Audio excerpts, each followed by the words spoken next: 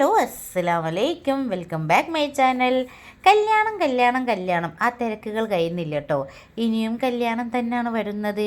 സിയാദ് കാക്കൻ്റെ പെങ്ങളെ മോളെ കല്യാണമാണ് തിങ്കൾ ചൊവ്വ എന്ന് വെച്ചാൽ ഞായർ തിങ്കൾ ചൊവ്വ, ഞായറാഴ്ച മെഹന്തി കല്യാണം, തിങ്കൾ ചൊവ്വയ്ക്ക് കല്യാണങ്ങളാണ്.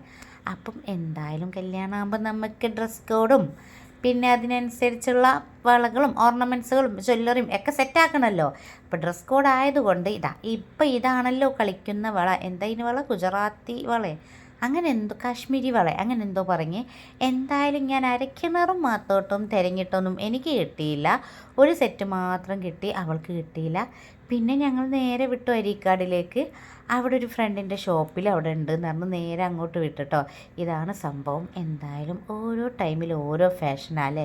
ഫാഷനുകൾ എത്ര പെട്ടെന്നാണ് മാറി മറിയുന്നത് അല്ലേ. എന്തായാലും ഇന്ന് ഈ ഫാൻസിയും വാങ്ങണം. അതുകൂടാതെ വേറൊരു ചെറിയ പരിപാടി കൂടി ഉണ്ട് കേട്ടോ. പിന്നെ ഈ ഫാൻസിയിൽ വന്ന എന്തൊക്കെ വാങ്ങിപ്പോകുന്നത് എന്നറിയില്ല. വലിയൊരു ബില്ല് തന്നെ ആയിപ്പോകും കേട്ടോ. വരുന്നത് ഒന്ന് വാങ്ങാനാണെന്ന് വിചാരിച്ചായാലും ഇവിടെ എത്തിയാൽ എന്തൊക്കെയോ വാങ്ങിപ്പോകും. അതുപോലൊരു അങ്ങനെ വാങ്ങണം എന്ന് തോന്നിപ്പോകുന്നൊരു ഫാൻസിയാണ് കേട്ടോ. എന്തായാലും കൂടുതൽ ടൈമൊന്നും അവിടെ നിന്നില്ല. നമ്മുടെ കാര്യം എന്താണെന്ന് വെച്ചാൽ കല്യാണ വീട്ടിൽ റൂമൊക്കെ സെറ്റായിരിക്കണേ. അപ്പോൾ എന്തായാലും അരീക്കാട് വരെ വന്നതാണ്, നല്ലോണമാണ് ഇവരെ കല്യാണം വീടും. അപ്പോൾ ഒന്ന് അവിടെ വരെ ഒന്ന് പോയി നോക്കല്ലോ, വീടും വീട്ടുകാരെയൊക്കെ ഒന്ന് കാണല്ലോ, തലേന്നേ ഒന്ന് കയറി ഇറങ്ങാം. അങ്ങനെ നേരെ പോയപ്പോൾ ഇവിടെ വന്നപ്പോഴാണ് അറിയുന്നത് ഇന്ന് വേറൊരു പരിപാടി ഉണ്ട്. കല്യാണത്തലേന്ന് മാത്രമല്ല, ഇന്ന് പെണ്ണിൻ്റെ ഇപ്പൻ്റെ ഇമ്മൻ്റെ എന്ന് വെച്ചാൽ സിയാദ് കാക്കൻ്റെ പെങ്ങളി അങ്കിയാക്കൻ്റെ 26ാമത്തെ വെഡ്ഡിങ് ആനിവേഴ്സറിയാണ്. അപ്പോൾ ഇവർ ചെറുങ്ങനെ ഇവരെ ആൺമക്കൾ ഗൾഫിലാണ്, അവർക്ക് രണ്ടാൾക്കും വരാൻ കഴിയില്ല. അവർ ചെറിയ സർപ്രൈസായിട്ട് ഫ്രെയിമും ഗിഫ്റ്റും കേക്കൊക്കെ കൊടുത്തയച്ചിട്ടുണ്ട്. അപ്പോഴേക്കും മണവാട്ടി വന്ന് മണവാട്ടിൻ്റെ മെഹന്തിയൊക്കെ ഞങ്ങൾ നോക്കി. ഇതാണ് കേട്ടോ 2 ഫ്രെയിമും ഒരു കുഞ്ഞ് ബൊക്കയും, അങ്ങനെ കേക്കൊക്കെ സെറ്റാക്കി. ഇനി എന്താ അറിയോ, ഇനിയാണ് വന്ന കാര്യം, മെയിൻ കാര്യം. നമ്മുടെ റൂം നോക്കണ്ടേ. മണവാട്ടിൻ്റെ നേരെ റൂമിലേക്ക് വിട്ടു ഞങ്ങളെല്ലാവരും. എൻ്റെ പൊന്നെ അടിപൊളി റൂമാണ് കേട്ടോ. ഇതൊക്കെ കുറേ കാലത്തിന് ശേഷമാണ് ഇങ്ങനത്തെ ഒക്കെ റൂം കാണുന്നത് കേട്ടോ. എന്തു ഭംഗിയാണോ കാണാൻ. അല്ല ചോദിക്കുക, ഇതിൻ്റെ മുന്നേ ഈ റൂം ഇങ്ങനെ അല്ലായിരുന്നല്ലോ. ശരിയാണ്, അത്രക്കും മേക്ക് ഓവറാണ് കേട്ടോ ഈ റൂമിന് വരുത്തിയത്. എന്തൊരു ഭംഗിയാണ്, പറഞ്ഞിട്ടും തീരാത്ത അത്രയും ഭംഗിയുണ്ട് കേട്ടോ.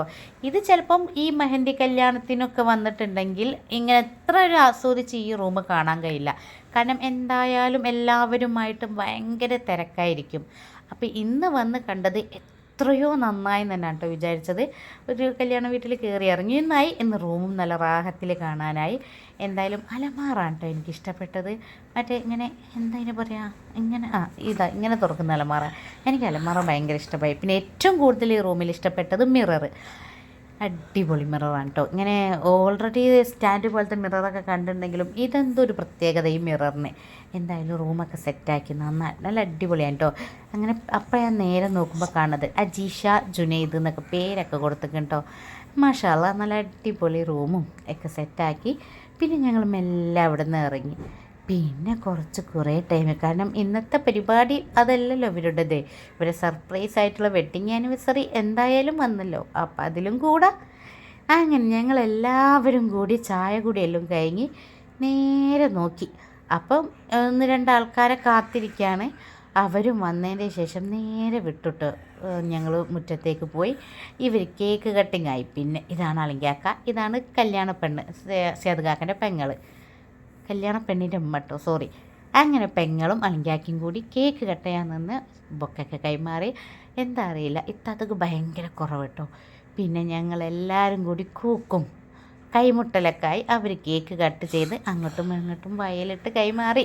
എന്തായാലും നല്ല അടിപൊളിയാണ് കേട്ടോ. കാരണം മോളെ കല്യാണത്തിൻ്റെ തലേന്ന് അവരുടെ വെഡ്ഡിങ് ആനിവേഴ്സറി ഡേറ്റൊക്കെ കറക്റ്റ് സെയിം ആയില്ലേ.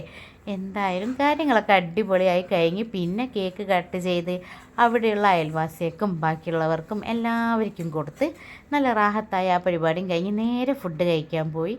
അതിൻ്റെ ഇടയിൽ ഫുഡ് നല്ല പൊറാട്ടയും ബീഫ് ഫ്രൈ ഒക്കെ ഉണ്ടായിരുന്നു. പിന്നെ ബീഫ് കറിയൊക്കെ താത്ത ഉണ്ടാക്കിയ ഉച്ചക്കത്തേക്കുള്ളത് ഉണ്ടായിരുന്നു.